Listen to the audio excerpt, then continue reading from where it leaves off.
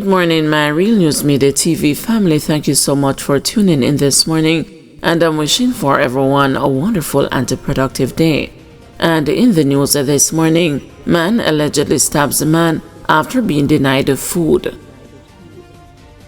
Lawmen assigned to the St. Andrew South Police Division have charged a man with wounding with intent following an incident on Del Path Crescent, Kingston 11 on July 30.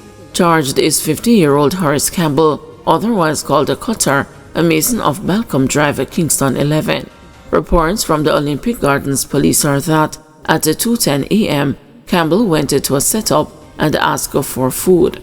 When his demands were not met satisfactorily, he became boisterous and used the scissors to inflict multiple wounds to a man.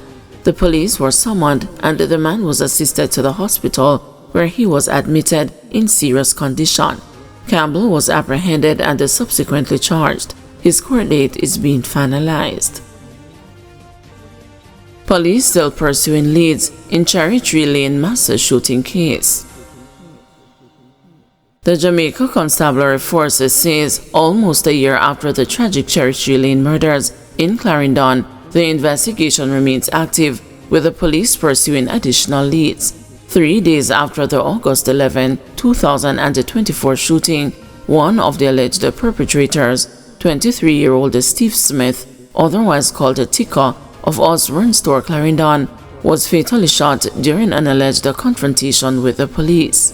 2 additional suspects were arrested and charged on August 21, 2024 with 8 counts of murder, 8 counts of wounding with the use of a firearm, shooting with intent, unauthorized possession of ammunition, and the possession of a prohibited weapon.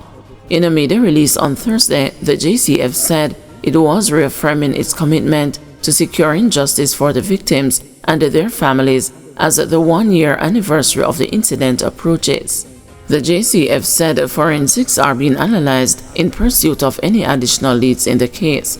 In the meantime, the police are urging anyone with information that could assist in the investigation to call Crime Stop at 311, the National Intelligence Bureau at 811, or the nearest police station. On August 11, 2024, about 8:45 p.m., a group of men in a Toyota motor car drove up to a birthday party in the Cherry Tree Lane community and opened fire on the attendees. The police were alerted, and upon their arrival, they saw several individuals with gunshot wounds. The victims were taken to the hospital, where 8 were pronounced dead, including a 7-year-old child. Others were treated for their injuries. The shooting claimed the lives of 57-year-old Errol Stewart, 50-year-old Lawrence Francis, 40-year-old Margaret Bonner, 32-year-old Jermaine Booth, 26-year-old Chevelle, 26-year-old Cavell Daly, 20-year-old Diamond Bennett, 7-year-old Eden Bartley, and Courtney Messam. The accused in the case are 33-year-old Leighton White, otherwise called the Bands of Havana Heights, Clarendon, and 28-year-old Duchesne Smalling, otherwise called the Snowman, of North Street, Clarendon. The case was last heard in the Home Circuit Court on May 29, 2025. Both accused remain in custody, and the next mention of the case is scheduled for November 6, 2025. Rank-and-file police officers restive as wage talks stall.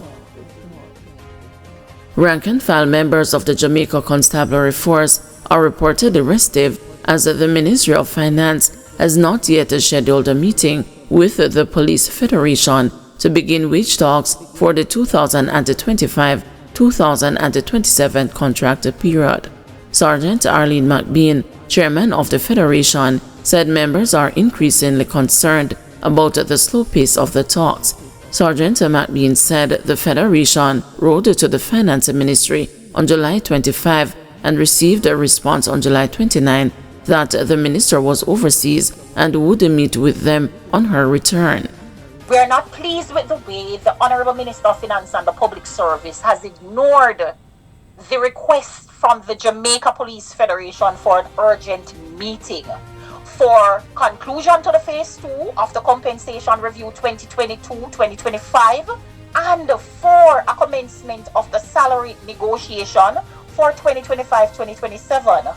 At the meeting of May 6, 2025, we were told that there will be an early meeting date shared. We waited, and we realized that there is another delay on the part of the Ministry of Finance and the Public Service, and a letter was sent requesting an urgent meeting with the Minister on June 26, 2025. Another inordinate delay came our way, and we sent another request July 25th, 2025, and it's just recently, July 29th, a response was hand-delivered to say the minister is traveling on overseas duties. The rank and file members, we are not pleased.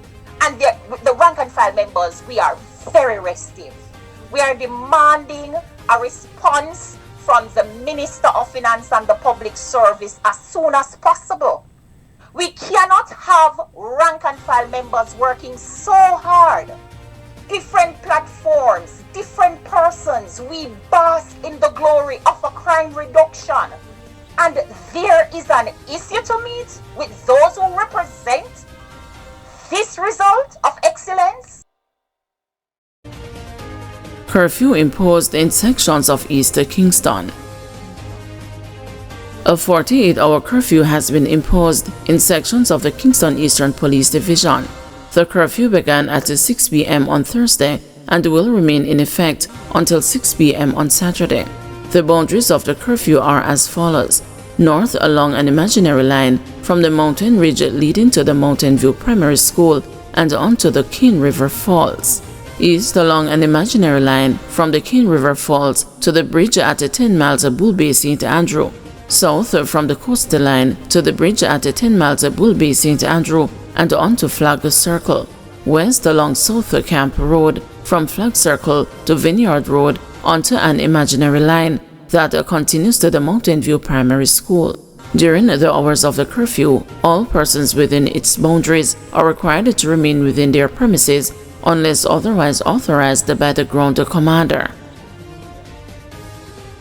PNP had nothing to do with a shooting in Kingston Central, says McGregor. People's National Party candidate for the Kingston Central constituency, retired Senior Superintendent Steve McGregor, is rubbishing claims by Member of Parliament Donovan Williams that he and the members of his campaign team came under fire on Tuesday night in a politically motivated attack in the constituency. Mr. Williams said they were shot at while erecting posters in the vicinity of South Camp Road and Tower Street. He called for JLP supporters to remain calm and show restraint. But in an interview with the news on Thursday afternoon, Mr. McGregor accused Mr. Williams of presenting a false narrative about what transpired. The former senior cop claims there is CCTV footage of the incident. Well, the incident that took place down by Southside the other night has nothing to do with the People's National Party. I am certain I have intel that informs me that what took place, and all the parties that were involved know what took place. The MP and the security team knows exactly what took place down there. The police also knows. So, and my people from in the area are aware of what took place, just like how they tried to cause people to believe that what took place at their meeting at Itchin Street in Almond Town was otherwise caused, and it was clear that it had nothing to do with the People's National Party. I can again say this: I had a street dance in Franklin Town last night. I had a brief talk with my people, and I let them know that this had nothing to do with the People's National Party. As we speak, I am getting calls from in the Raytown side, more over the Tel Aviv side, Rosemary Lane, where the Prime Minister and the MP, they are down there cutting some ribbons or some socks. And I am being told that all my posters and paraphernalias are being taken down. I told my supporters just be calm, take pictures, videos if they can, so that we can do it. We want no kind of violence in Central Kingston, because violence cannot help my candidacy. If we have a peaceful election, I will win big, and I am going to win irrespective of what they try to do. I know that they're desperate right now, so I'm keeping my PNP people calm. Guys, thanks for watching. Please join us this afternoon at 2 p.m. for another news update.